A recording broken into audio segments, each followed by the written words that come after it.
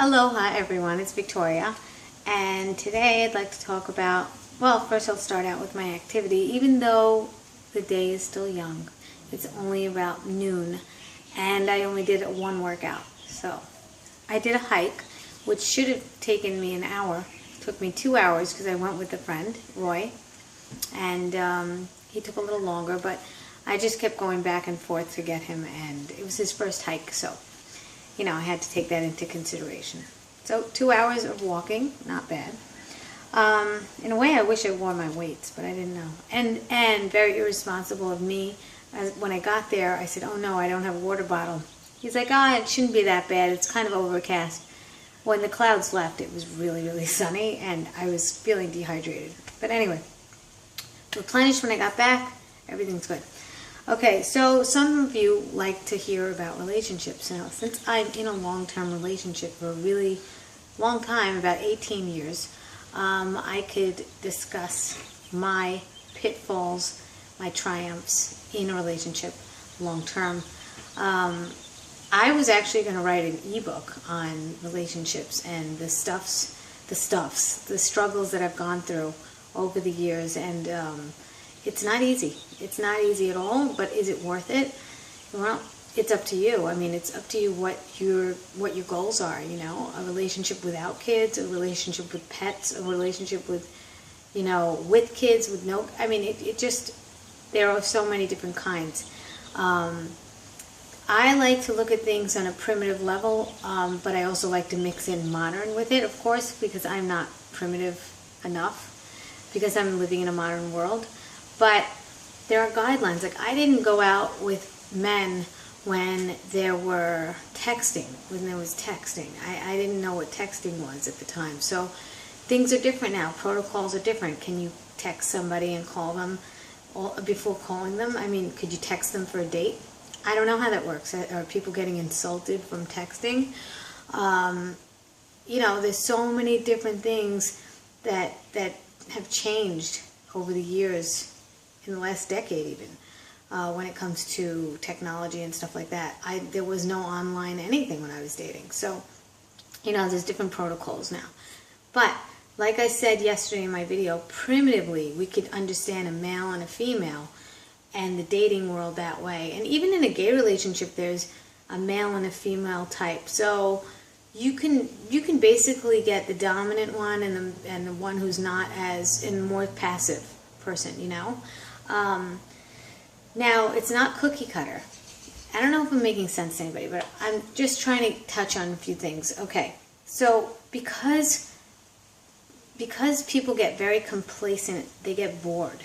Like, women will wear baggy clothes and sweatshirts to bed because they already got their man, or they'll put on a little weight, or the male will put on a little weight because they got their woman.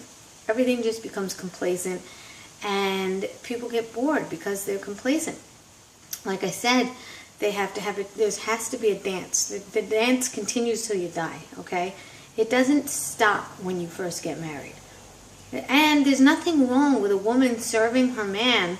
It's not medieval. It's not crazy. I know that, thank God, there are women that were out there paving the way for us and making us more independent, but it doesn't take away from what a man likes. You're not an idiot if you want to serve your man. I'm not saying to do it in an extreme, but there are things that men like and they don't get because they're faced with women that just want to be so independent. They can't tell if they're out with a man at this point. So there's independence, and then there's stupidity. Like, you're gonna lose your man if you're gonna continue to be too independent. Be a little independent and then come back. But if too much backfires, too much of anything backfires. So what I'm saying is, give a little, take a little back. There's got to be a little bit of teasing going on too. I mean, if you can't tease each other, there's really no spice, there's no fire to play with. You have to have some sort of, like, game going on. People think, I want to get married so I can end the games. The game doesn't end. It doesn't end when you get married. It just begins, in fact. Yeah. Because now you have to work harder to keep that person. And I don't mean work like like a workhorse. Just work a little bit. You got to put in the effort. You got to put in effort. You can't just let things go, you know, and expect them to just keep crawling back to you just because they love you. That's not enough. You got to keep the spice going. Now, for a long time I was complacent, and a long time he was complacent, and it made a big difference. Made a huge difference in our marriage because we both now stepped it up. You got to step up your game. And that's what I'm talking about. In relationships, you have to step up and you have to feel like there's something to strive for. You can't just, oh, well, I'm married now. I'm married. Or my husband's married. He's not going to do anything. He's not going to look at anybody else. No. You got to keep your ball on the, you got to keep your eye on the ball. You got to keep the ball rolling. You can't just, you know, it doesn't happen that way. So, I'm trying to wake up a few relationships here. Ones that people that are in a long-term relationship, wake up, all right? Step up your game. Be a little bit more mysterious too. You don't have to tell everybody everything all the time. Talk to them in the right time also. Things happen where people are talking at the wrong time, you know? They're not ready to hear certain things. Back off. Come back to it. I was in counseling for about 3 years. I learned a few things.